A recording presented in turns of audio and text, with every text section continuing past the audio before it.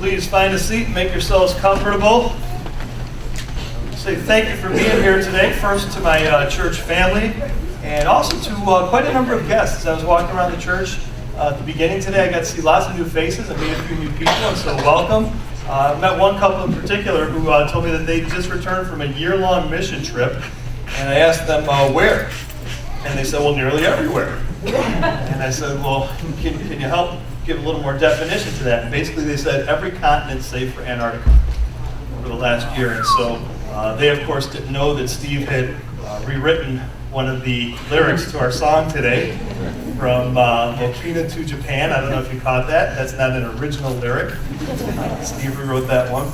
If we have any kids in our midst right now, kids who go down to the elementary age classes, you guys are free to get up and go. If you've already done that, that's great. And today's going to be interesting. It's going to be interesting because I've thrown the sermon out the window. And I did that because, I think sometimes you just have to be where you are. And today we are in a very specific place. And when I came in here this morning, a little bit tired from the weekend, got to go to the men's conference with all the guys, and so for those 26 men that went downtown, first of all, I would say thank you. Thank you for going down there. Thank you for taking the time off of work. Thank you for traveling. Thank you for driving one another. Thank you for the financial cost of going, but also thank you for just the commitment to say that I want more to look like Jesus. I want to follow God, and I would also say thank you to the families who allowed those men to go. Thank you for the people who made that possible, whether that was wives, moms, whoever made that possible. Thank you for that, and I hope it was a great weekend for all the men.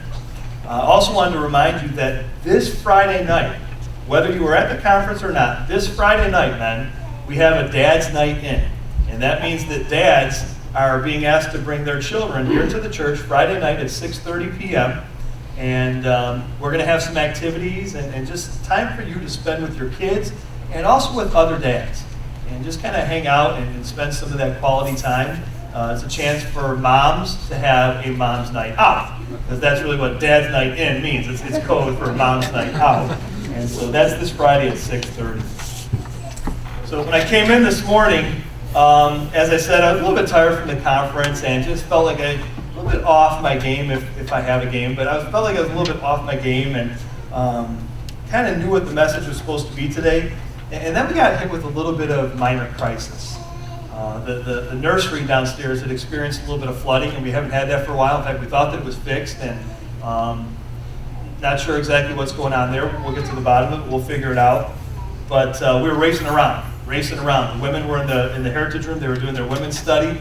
We had people that were trying to get ready for the connection counter to pass out bulletins and to greet folks.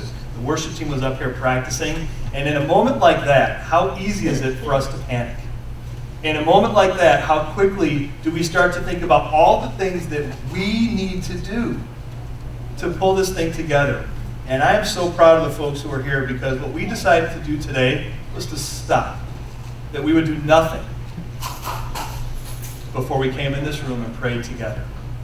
And so everybody, no matter what their job was, they got together in this room, and we spent maybe 3 to 5 minutes just turning to the Lord. And it was a great reminder that for all of our best efforts, they will be fruitless apart from God.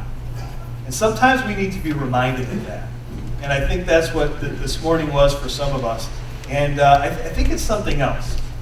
I think it's also that God has something to say to us today. I really believe that. I believe He had something to say to us last week. It was a reminder for us. Those of you who were here last week, you know that those rocks that you see in the foyer, they serve a purpose. They weren't just to make it difficult for you to get in the room today. If you're a guest, that's not like our typical decoration. We're a little bit better than that. But those rocks that are in the foyer, they were a reminder, because we looked at the book of Joshua, where Joshua set up stones, 12 stones, as a reminder to his people and to future generations about the good things that God had done for His people as they crossed the Jordan River. And last week we took a moment to remember the good things that God has done here at Grace Fellowship Church for the last week. And that list went on quite a long time. In fact, we didn't get out of here until 11:30. If you're a guest, I've got a longer list. No, I don't. And so we got to do that. And it was good stuff. And I believe that there is an enemy. The Bible tells us that there is an enemy. The Bible tells us that the enemy is at war against the advancement of God's kingdom. And the Bible also tells us that it's a futile effort. That in the end, God wins. God wins. And so for whatever efforts the enemy has here today to stop us from remembering the good things and to stop us from thinking about good things to come, he will fail. We will hear from God today, and I look forward to it. I look forward to it. It's going to be good. Typically, I try to start out with a funny story or a funny joke, and today I don't have one. And so I'm just going to tell you straight out, I'm stealing this. I totally stole this from the conference yesterday. Men who were there, laugh again. I am absolutely ripping this off. So one of the speakers told a joke that I thought was pretty funny. So here it is. He said that there was an older couple. Each of them was exactly 60 years old. And there's an angel that came to the couple, and the angel said to each one, I'll grant you one wish. And so the angel said to the 60-year-old woman, he said, well, I'll give you anything you want. She said, well, I've never really had the chance to travel, and I'd really love for us to be able to travel. And so the angel swung his sword, and instantly she had 2 tickets for a world tour, cruise around the world for her and her husband. And it was then her husband's turn, and the 60-year-old husband stepped to the side and kind of covered his mouth a little, and he said, hey, listen, I've always thought it'd be neat to have a woman who was 30 years younger than me. And so the angel took his sword and slashed it, and immediately the man was 90 years old. Is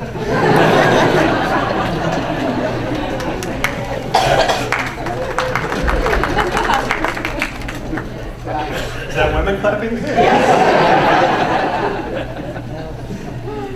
Now, again, if you're a guest, this is typically where there's a really silky, smooth transition into the sermon.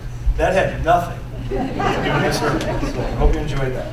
I'll tell you what, though, there is something that's neat. Eric, I'm going to ask for your help here, buddy. I know you pulled up the screen because I asked you to, and now I'm changing my mind. Would you put that back down? And would you find for us the slide on Build Your Kingdom here that said, we are the church.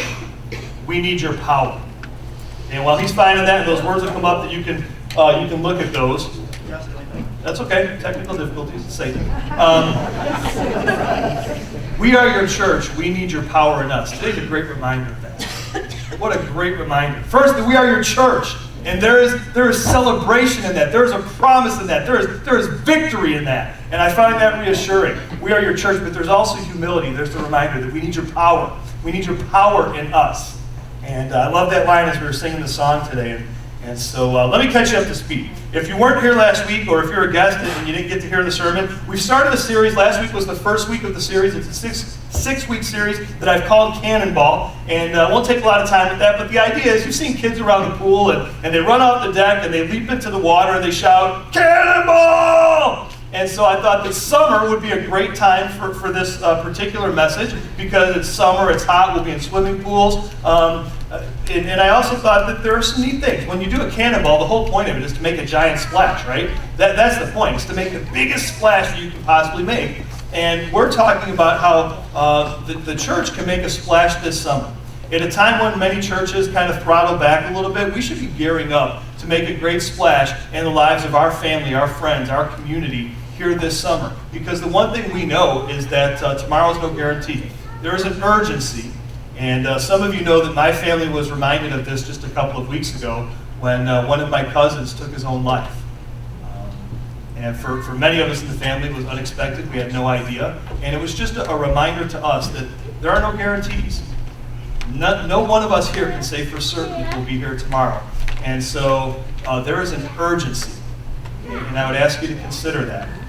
And so we want to make a splash in the community right now, this summer. And when you do a cannonball, the idea is to get everything around you wet. And that's our hope, too, is that as we do our ministry, we'll be able to touch everything around us, that we'll be able to impact those things that are around us. And last but not least, I talked about how when the child jumps off the side of the pool and into the water, in fact, some of the men who were at the conference, you know this, because we had grown men from their early 20s to their 50s that jumped into the pool at the hotel shouting, Cannonball! And for the folks who were in the jacuzzi before we arrived, they left very quickly. They did not stick around.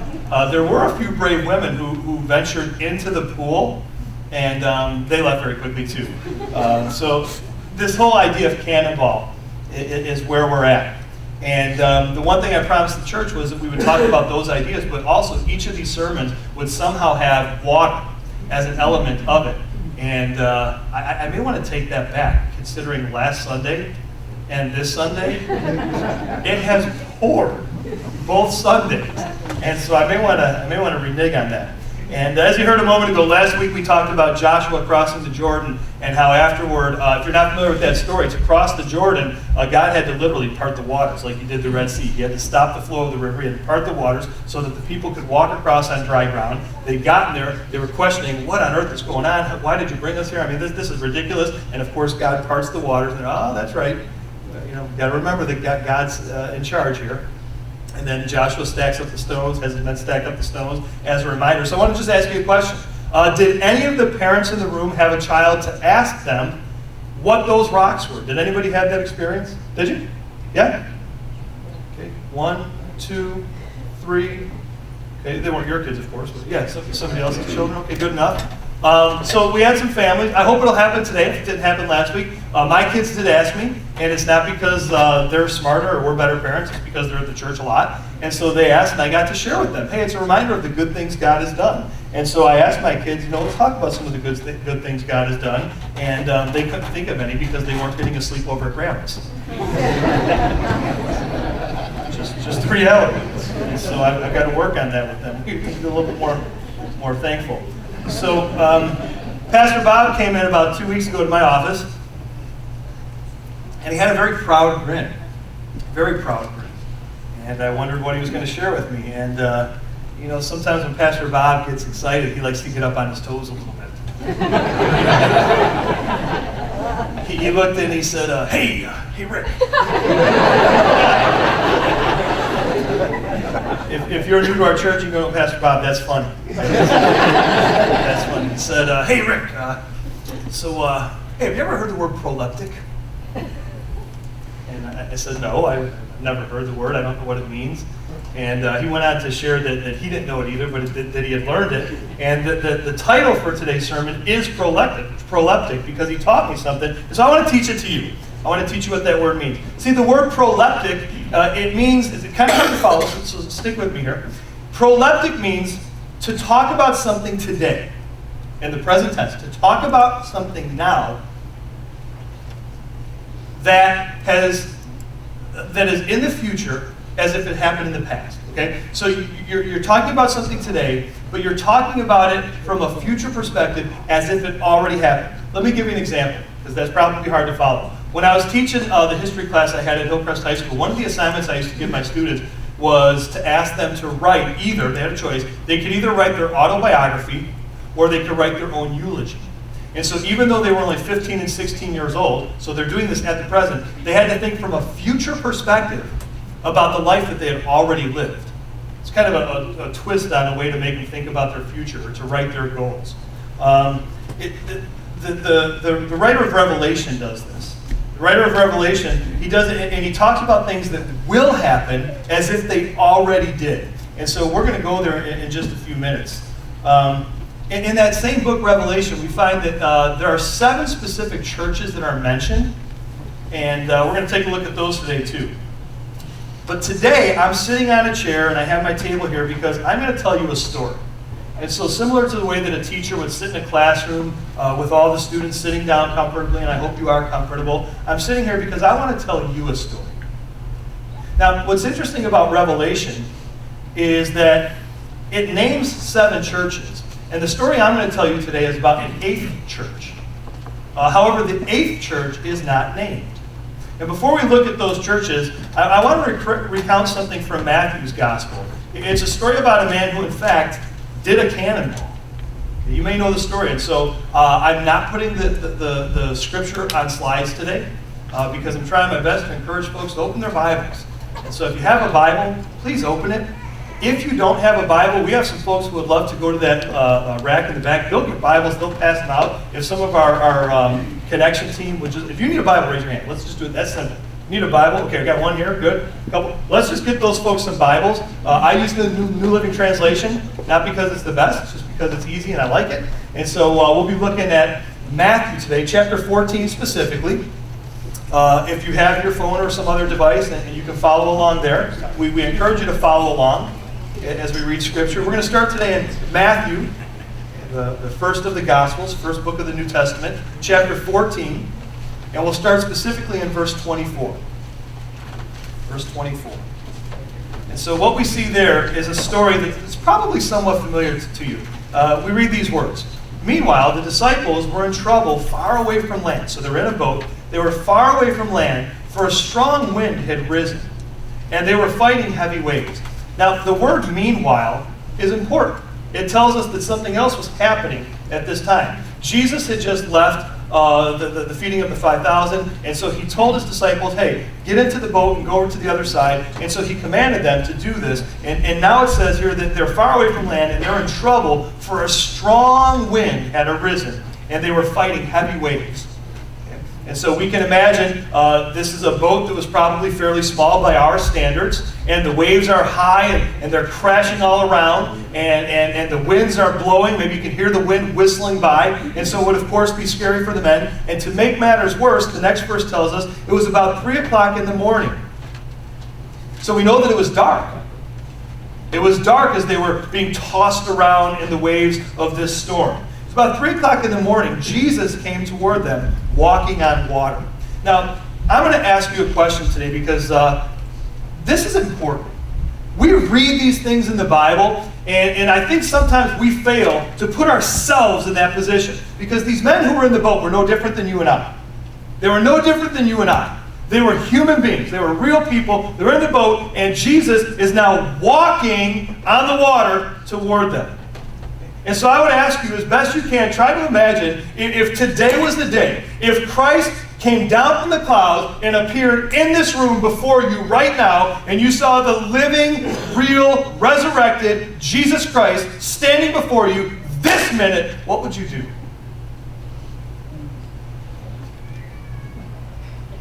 I would tremble. I would fall to the floor with my face down. And I would tremble. I know that he loves me, but he's holy God. And these men not only are seeing Jesus, of course, in his human form, they're not only seeing him, but he's walking on water. And so you can imagine what might be going through their mind. And they respond somewhat accordingly. In verse 26, when the disciples saw him walking on the water, they were terrified. In their fear, they cried out, "It's a ghost!" But Jesus spoke to them at once. "Don't be afraid," he said. "Take courage. I'm here." Then Peter called to him, "Lord, if it's really you, tell me to come to you, walking on the water." "Yes, come," Jesus said. So Peter went over to the other side of the boat and walked on the water toward Jesus. He stepped out of the boat and he literally walked upon the waves as he went toward Jesus. And the Bible doesn't give us all the details, but I can sort of imagine, because he was a regular man, I can imagine his eyes are fixed upon the Savior. His eyes are fixed upon the Savior, and his hand is probably reaching out as he walks toward his Lord. And he's walking on the water. And there has to be this moment of, I can't believe that this is happening. It's real. I'm walking upon the waves. Verse 30. But when he saw the strong wind and waves, he was terrified. And he began to sink. "Save me, Lord!" he shouted. And so the question, of course, is, well, why did he plunge as a cannonball beneath the waves? You can answer that out loud. Why? He lost his focus. His eyes were no longer on Christ, but they were on the waves and the wind and the storm. He was focused on those things instead of keeping his focus on Christ. There was a moment here where Peter realized the impossibility of what was happening. As if somehow he had something to do with it. Because when he stepped out of that boat, it was not his power that allowed him to walk on the waves. But at some point he realized, oh my goodness, I can't do this. And he was right. He couldn't do it. It was Christ who was walking on the water. It was Christ's power that allowed him to walk on the water. And once he lost focus of that, he was right, and he sunk beneath the waves. And then he was in fear, and he cried out, "Save me!" And boy, we could do a whole sermon on that, couldn't we, church? About the moment at which each one of us, or the moments at which each of us have cried out, "Save me!" Because the waves and the wind are just too strong. That's another day. I hope you come back. Verse 31, Jesus immediately reached out and grabbed him. "You have so little faith," Jesus said. "Why did you doubt me?" Notice he didn't say, "Why did you doubt yourself?"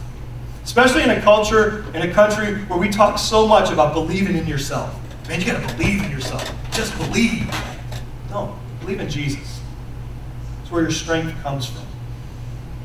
Verse 32, when they climbed back into the boat, the wind stopped. Then the disciples worshipped him. "You really are the Son of God," they exclaimed. Yeah, Peter had a moment where he began to think about his own power, not that of Christ. We do that too. You see, when Peter realized the impossibility of the thing that he was doing, he lost his faith. But here's what I want to tell you. At that moment, he stopped moving forward. Because again, I try to think, if I'm on the waves and I'm walking toward Christ, as long as I keep moving, as long as my eyes are fixed and my hand is out and I keep on moving, I'll be okay, and I'll get there. But there's a moment, the moment of doubt. What do you do? At that moment of doubt, come on, church, what do you do? You're walking, and at the moment when you realize, I'm walking on the waves, and the wind is strong, and then the storm is raging, what do you do as you're walking and you realize it? You stop, and you look down. And so I want to talk today about this idea of forward movement. Forward movement. You see, when we rely on Jesus, we do amazing, incredible, beautiful, impossible things.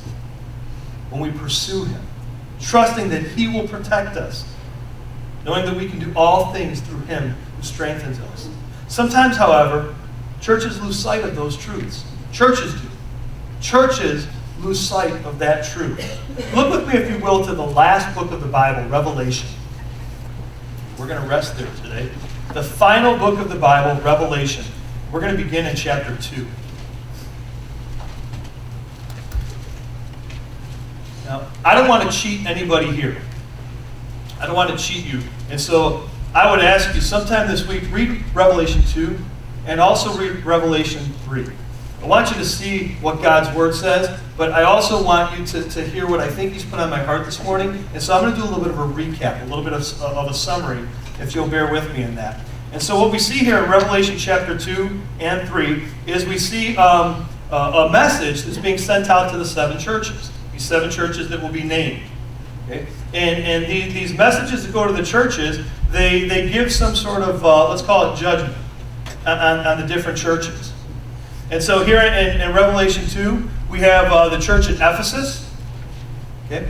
After the church at Ephesus, we have the church at Smyrna. We have the church at Pergamum. And then we have the church at Thyatira. So there's 4 of the churches. And if I could just recount these, basically what we see in these messages is, hey, listen, churches, you're doing some good things. Okay? Not terribly awful. You're doing some good things. But there are some things you need to tighten up here. Okay, now understand that Revelation is telling us about something that's going to happen in the future. Okay? These things in Revelation haven't all happened yet. These things are going to happen. But they're being told as if they already did. They're proleptic. They're being told in the future as if they've already happened. And so we have these 4 churches, and Jesus says, listen, you're doing some things well, but come on, we got to tighten it up here. There are some things you're missing. There is some correction that needs to take place. And then we move over to Revelation 3, and we see 3 more churches to complete these 7. We see the church at Philadelphia, we see the church at Sardis, and we see the church at Laodicea. And so we have these 3 churches here, and here again we see at least one of them. Jesus says, look, you're not doing too bad. You've got some things going well.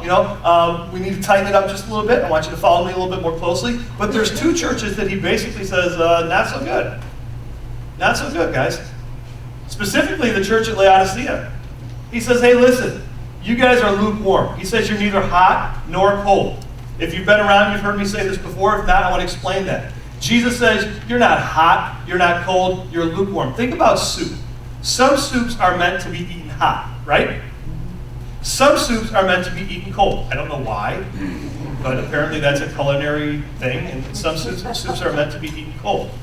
But soup that's somewhere in the middle, that's like room temperature, people don't, even water. Most people want either cold water or warm water. Maybe you do like room temperature. Most people want room temperature water or drinks. And so what Jesus is saying here is basically this. He says, hey, listen, you're lukewarm. You're room temperature. You're not hot, you're not cold. I wish you were hot, because then I could appreciate that. I wish you were cold. I could appreciate that, but you guys are lukewarm, and so I spit you out. You're disgusting. You're nasty. I spit you out. And so we see these messages to these different churches, and what I would like to do for the remainder of my time with you today is to tell you a story about an eighth church. I'd like to tell you about an eighth church that is not mentioned